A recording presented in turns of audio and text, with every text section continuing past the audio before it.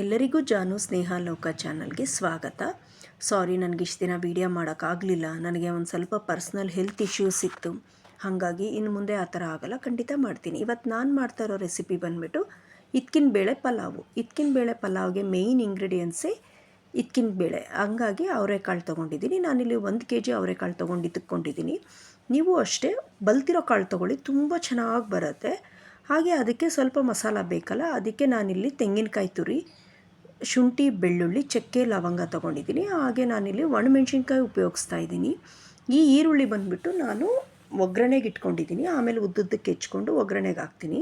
ಇಲ್ಲಿ ನಾನು 3 ಥರದ ಮೆಣಸಿನ್ಕಾಯಿ ಅಂದರೆ ಬ್ಯಾಡಗಿ ಮೆಣಸಿನ್ಕಾಯಿ, ಕೆಂಪು ಮೆಣಸಿನ್ಕಾಯಿ, ಮಣ್ಕಟ್ಟಿದ ಮೆಣಸಿನ್ಕಾಯಿ ಅಂತ ನಿಮ್ಮ ಖಾರಕ್ಕೆ ಅನುಗುಣವಾಗಿ ನೋಡಿಕೊಂಡು ಹಾಕ್ಕೊಳ್ಳಿ.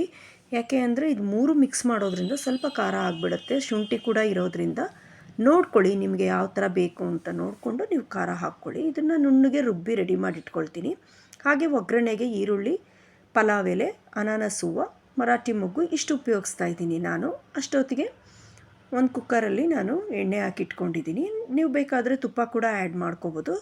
ತುಪ್ಪ ಆ್ಯಡ್ ಮಾಡೋದ್ರಿಂದ ಆರಿದ್ರೆ ಸ್ವಲ್ಪ ತಿನ್ನೋಕ್ಕೆ ಕಷ್ಟ ಆಗುತ್ತೆ ಅಂತ ಅಷ್ಟೇ. ಬಿಸಿಲೇ ತಿನ್ನೋದಾದರೆ ತುಪ್ಪ ಹಾಕ್ಕೊಂಡು ಕೂಡ ಮಾಡ್ಕೋಬೋದು ಈಕ್ವಲ್ ಆಗಿ.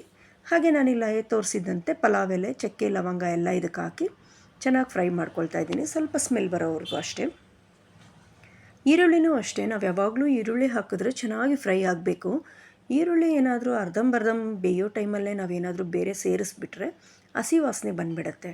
ಈರುಳ್ಳಿ ಯಾವಾಗಲೂ ಅಷ್ಟೇ, ಯಾವುದೇ ಒಂದು ಐಟಮ್ಸ್ ಮಾಡ್ತೀವಿ ಅಂದರೂ ಫಸ್ಟ್ ಈರುಳ್ಳಿ ಚೆನ್ನಾಗಿ ಫ್ರೈ ಆಗಬೇಕು. ನೋಡಿ ಇವಾಗ ಎಷ್ಟು ಚೆನ್ನಾಗಿದು ಫ್ರೈ ಆಗ್ತಾಯಿದೆ. ಈ ಥರ ಬಂದಿರುವಾಗ ನಾನು ಇದಕ್ಕೆ ಇಟ್ಕೊಂಡಿದ್ನಲ್ಲ ಅವರೆಕಾಳನ್ನ ಕೂಡ ಇದಕ್ಕೆ ನಾನು ಸೇರಿಸ್ಕೊಳ್ತಾ ಇದ್ದೀನಿ. ಅವರೆಕಾಳು ಈ ಎಣ್ಣೆ ಹಾಕಿರೋ ಟೈಮಲ್ಲೇ ಈರುಳ್ಳಿ ಜೊತೆಗೆ ಫ್ರೈ ಆದರೆ ಎಣ್ಣೆ ಈರುಳ್ಳಿ ಎಲ್ಲ ತುಂಬ ಚೆನ್ನಾಗಿರುತ್ತೆ. ಕಾಳು ಎಲ್ಲೂ ಒಡೆದೋಗಲ್ಲ, ಚೆನ್ನಾಗಿರುತ್ತೆ. ಇದಕ್ಕೆ ಇವಾಗಲೇ ಉಪ್ಪು ಮತ್ತು ಸ್ವಲ್ಪ ಅರಿಶಿನ ಸೇರಿಸಿ ಹುರ್ಕೊಂಬಿಟ್ರೆ ಉಪ್ಪು ಕೂಡ ಕಾಳಿಗೆ ಹಿಡಿಯುತ್ತೆ. ಆಮೇಲೆ ಸಪ್ರೇಟಾಗಿ ನಾವು ಮಸಾಲ ಜೊತೆಗೆ ಉಪ್ಪು ಹಾಕಿದಾಗ ಅಷ್ಟು ಕಾಳಿಗೆ ಸೇರೋದಿಲ್ಲ. ಈ ಟೈಮಲ್ಲೇ ಸ್ವಲ್ಪ ಉಪ್ಪು ಹಾಕಿ ಒಂದು 2 ನಿಮಿಷ ಚೆನ್ನಾಗಿ ಹುರ್ಕೊಂಡ್ರೆ ಅದೊಂಥರ ಫ್ಲೇವರ್ ಬರುತ್ತೆ. ಆ ಟೈಮ್ ಬಂದರೆ ಸಾಕು. ಆ ಥರ ಸ್ವಲ್ಪ ಹುರ್ಕೊಳ್ಬೇಕು.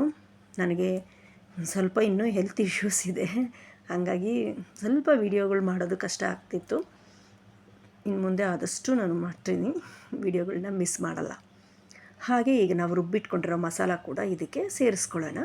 ಆವಾಗಲೇ ತೋರಿಸ್ದಂಗೆ ಮೆಣಸಿನ್ಕಾಯಿ, ತೆಂಗಿನಕಾಯಿ, ಶುಂಠಿ, ಬೆಳ್ಳುಳ್ಳಿ, ಚಕ್ಕೆ, ಲವಂಗ ಕೂಡ ಇದಕ್ಕೆ ಆ್ಯಡ್ ಮಾಡಿದ್ದೀನಿ, ರುಬ್ಕೊಂಡಿದ್ದೀನಿ ನುಣ್ಣಗೆ. ಈ ಥರ ನುಣ್ಣಗೆ ರುಬ್ಕೋಬೇಕು, ಅದೇನು ತರ್ತರಿ ಏನಿದ್ದು ಬೇಡ.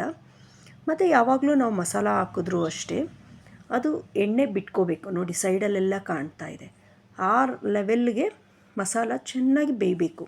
ಆ ಥರ ಬೆಂದಾಗ ಮಾತ್ರ ಅದು ಚೆನ್ನಾಗಿರುತ್ತೆ. ಹಾಗೆ ನಾನಿಲ್ಲಿ ಪುದೀನ, ಕೊತ್ತಂಬರಿ ಕೂಡ ಕಟ್ ಮಾಡಿ ಇಟ್ಕೊಳ್ತಾ ಇದ್ದೀನಿ. ಅದ್ರ ಜೊತೆಯಲ್ಲಿ ನಾನು ಒಂದು ಟೊಮೆಟೋನ ಸಣ್ಣಕ್ಕೆ ಉದ್ದಕ್ಕೆ ಕಟ್ ಮಾಡಿ ಹಾಕ್ತಾಯಿದ್ದೀನಿ. ಇದಕ್ಕೆ 1 ಟೊಮೆಟೊ ಸಾಕು, ಜಾಸ್ತಿ ಏನು ಬೇಕಾಗಲ್ಲ. ಸಿಂಪಲ್ಲಾಗಿ ಟೇಸ್ಟಿಯಾಗಿ ಮಾಡ್ಕೊಳ್ಬಹುದು ಈಸಿಯಾಗಿ, ಅಂಥ ಕಷ್ಟ ಅಲ್ಲ. ನಿಮಗೆ ಕಾಳು ಇಟ್ಕೋದೊಂದು ಕಷ್ಟ ಆಗುತ್ತೆ ಅಷ್ಟೇ, ಇನ್ನೇನು ಕಷ್ಟ ಆಗಲ್ಲ. ಟೊಮೆಟೊನೂ ಅಷ್ಟೇ ಒಂದು 2 ನಿಮಿಷ ಈ ಮಸಾಲ ಜೊತೆಗೆ ಬೇಯಕ್ಕೆ ಬಿಡಬೇಕು.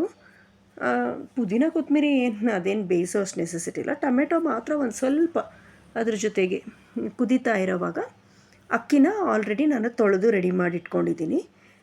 ಚೆನ್ನಾಗಿ ಸ್ವಲ್ಪ ಅಕ್ಕಿ ಹಾಕಿ ಮಸಾಲ ಜೊತೆಗೆ ಒಂದೊಳ್ಳೆ ಮಿಕ್ಸ್ ಮಾಡಿಬಿಟ್ಟು ಆಮೇಲೆ ಅದಕ್ಕೆ ಎಷ್ಟು ಬೇಕೋ ಅಷ್ಟು ನೀರು ಹಾಕಿ ಈ ಟೈಮಲ್ಲೇ ಉಪ್ಪು ಮತ್ತು ಖಾರ ನೋಡ್ಕೊಳ್ಳಿ. ನಿಮಗೆ ಇನ್ನೂ ಬೇಕು ಅಂದರೆ ಆ್ಯಡ್ ಮಾಡ್ಕೊಳ್ಳಿ, ಇಲ್ಲ ಸಾಕು ಅನ್ನೋದಾದರೆ ಲಿಡ್ ಕ್ಲೋಸ್ ಮಾಡಿ 1 ವಿಸಿಲ್ ಬಂದರೆ ಸಾಕು. ಇದಕ್ಕೇನು 2-3 ವಿಸಿಲ್ ಬರಬೇಕು ಅಂತೆಲ್ಲ ಏನೂ ಇಲ್ಲ, 1 ವಿಸಿಲ್ಗೆಲ್ಲ ಬಾಯ್ಲ್ ಆಗುತ್ತೆ. ಈಗ ನಾನು ಕುಕ್ಕರ್ ಕ್ಲೋಸ್ ಮಾಡೋದನ್ನು ತೋರ್ಸೋಕ್ಕಾಗಿಲ್ಲ, ಓಪನ್ ಮಾಡಿ ತೋರಿಸ್ತಾ ಇದ್ದೀನಿ. ನೋಡಿ ಈ ಥರ ಇರುತ್ತೆ, ಎಲ್ಲೂ ಕಾಳು ಹೊಡೆದೋಗಲ್ಲ, ತುಂಬ ರುಚಿಯಾಗಿರುತ್ತೆ. ಇದು ನಿಮ್ಮ ಫೇವ್ರೇಟ್ ಕೂಡ ಆಗುತ್ತೆ. ಖಂಡಿತ ಎಲ್ಲರೂ ಒಂದು ಸತಿ ಟ್ರೈ ಮಾಡಿ, ಹೇಗಿದೆ ಅಂತ ನನಗೆ ಕಾಮೆಂಟ್ ಮಾಡಿ. Thank you for watching.